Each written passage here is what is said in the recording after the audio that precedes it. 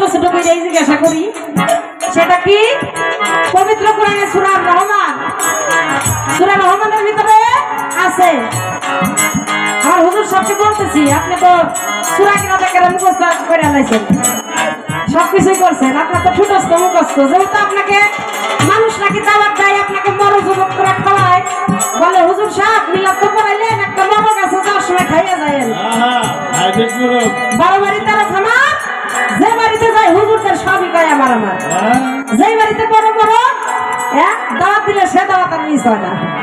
ঠিক আছে, এই আপনাকে 6 মাস আগে দাওয়াত দিয়ে লাগে, 3 মাস আগে দাওয়াত দিয়ে লাগে।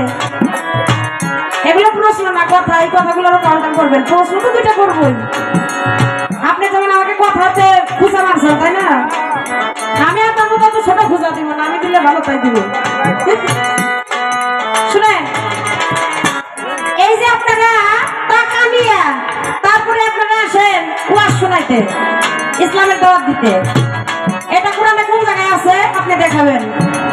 ঠিক আছে, নামাজ কোন জায়গায় আছে দেখাইতে বলছিলাম, দেখাইছে? ও দেখাইছে মনে হয়।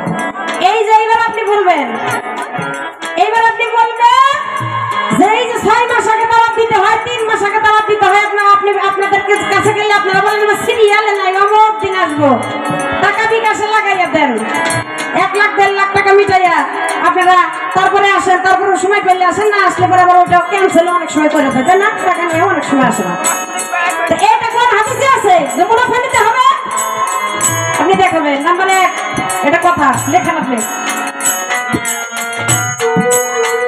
নাম্বার 2, আপনি আমাকে বলবেন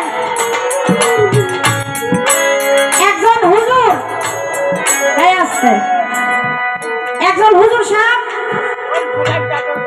যদি সূরা রহমান পাঠ করে, মুখে মুখে পড়ে গেল, কিন্তু সূরা রহমানের ভিতরে যে বলেছে 2 দরিয়ার মাঝখানে অতুল তলদেশে রয়েছে হীরা মানিক মুক্তা জহরত, একটা আছে বাইনা হুমার পর্দা। এই বাইনা হুমার যে পর্দা, এই বাইনা হুমার পর্দাটা কি আপনি বলবেন। আর 2 দরিয়ার মাঝখানে যারা অতুল তলদেশে রয়েছে হীরা মানিক মুক্তা জহরত, এই শরীয়তের 2টা দরিয়া কি? আর এই শরীয়তের 2টা দরিয়ার মধ্যে শরীয়তের যে হীরা থাকে, মানিক থাকে, মুক্তা থাকে, জহরত থাকে, সুন্নি পান্না, এই শরীয়তের সুন্নি পান্না, হীরা মানিক মুক্তা, এগুলো কি আমাদেরকে বুঝাইয়া দিবেন। জানার দরকার আছে না? এই গেল একটা কথা। এইবার আপনার কাছে আমি জানতে চাই, পবিত্র কোরআনে 666টা আয়াতের মধ্যে 430টার মতো আয়াত এই যে সূচির মধ্যে আছে, কিন্তু যখন মিল করা যায়, সূচিটা কিন্তু সুন্দর করে দেয়া আছে, একটা সূচিপত্র আছে যেটার মধ্যে কি কি আছে, হেডলাইন দেয়া থাকে। 430টার মতো আয়াত পাওয়া যায় না। কোন কোন আয়াত পাওয়া যায় না এবং না পাওয়া যাওয়ার কারণ কি, রহস্যগুলো কি? সূচিতে আছে কিন্তু ভিতরে নাই, এগুলো বাজি করে কেউ দিল, এগুলো তো আমরা জানি না। এর কারণ তো আপনি জানাবেন। কোন আয়াতগুলো বাতিল করা হয়েছে, এটা কোন নবীর আমলে, কোন নবীর আমলে মাত্র হয়েছে নাকি ঘটনাটা কি? কোন কোন আয়াত বাদ করা নাই এবং কেন নাই, এই ঘটনাটা কি আপনি একটু বলবেন। দ্বিতীয় অবস্থায় আপনি বলবেন আল্লাহ 16 আনা পুঁজি দিয়ে আপনাকে দুনিয়ার বুকে পাঠাইছে, 16 আনা আপনার কাছ থেকে হিসাব নেওয়া হবে। আপনি বলবেন তো আপনি একজন হুজুর মানুষ, আপনার চোখ মুখ পাট দিয়ে খাদ হয়ে গেছে। আমরা অটল সাধনা করি, আমরা অটল সাধনা করে সৃষ্টির উদ্দেশ্য বীজ বুনি। কেমন? যদি একবার নূর ধরে রাখা যায়, নূর ধরে রাখার সাধনা করা যায়, ওই যে যদি সৃষ্টি না হয় তাহলে তো ধ্বংস বন্ধ হয়ে যাবে। লালন ফকির গানের ভিতরে বলছে আজীবন ধরে রাখলে খুব জল হয়ে যাবে, এই জন্য মাঝে মধ্যে বংশ বিস্তার করার দরকার আছে। একটা বদ্ধ পুকুরে ময়লা মাটি ফেললে কিছুদিন পরে দেখবেন ওই পানি খুব জল হয়ে গেছে, নষ্ট হয়েছে, ওটা সেবাই কাজে লাগবে। আর একটা স্রোত জলের পানি যেখানে জোয়ার আসে, ওই জোয়ার আপনি 1000 ময়লা মাটি ফেললেও ভেসে যাবে, এবার ভালো পানি উঠবে, যেটা মানুষের সেবাই লাগবে। জুয়ার দেহরাজ্যের ভিতরে জুয়ার চলমান থাকা অবস্থায় সাধনা করতে হবে। তাই এখান থেকে আমি জিজ্ঞাসা করবো, 16 আনার ভিতরে আপনারা তো হুজুরেরা কোনো সাধনা গাধনা করেন না, অটল সাধনা মাধনা করেন না, চোখ উপর যাক কাঁধে যায়। 16 আনার ভিতরে এখন আপনার কয় আনা আছে?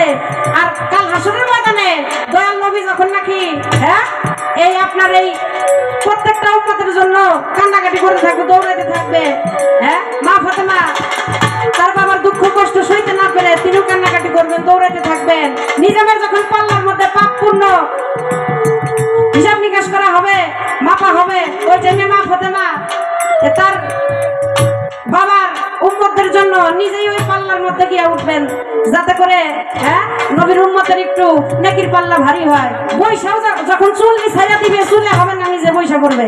তা আমার জানার দরকার, জীবনে যে কত জীবন নষ্ট করছেন, মায়েরা ফেলছেন। একবার বীজ দান করলে ৭২,০০০ কীট, ৭২,০০০ সন্তান ওই বীজের মধ্যে থাকে। তা এইগুলা আপনারা কিভাবে কি করবেন, এর মীমাংসাটা আপনি দিয়ে যায়। আজ আপনাকে মুরিদ করাবো, আর নাইলে আপনি আমারে কি করবেন কই দেন।